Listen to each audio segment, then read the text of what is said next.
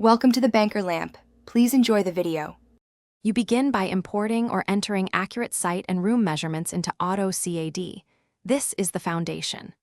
Once done, set drawing units and a consistent scale like 1:50, then create dedicated layers for walls, doors, windows, fixtures, and dimensions to keep the file organized.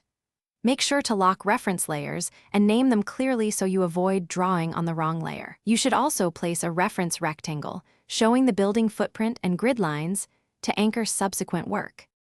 You now translate measurements into geometry. Draw external walls with polylines and offset them by the chosen wall thickness, for example 0.2 m. Next, insert door and window blocks. Dynamic blocks let you adjust widths without redrawing.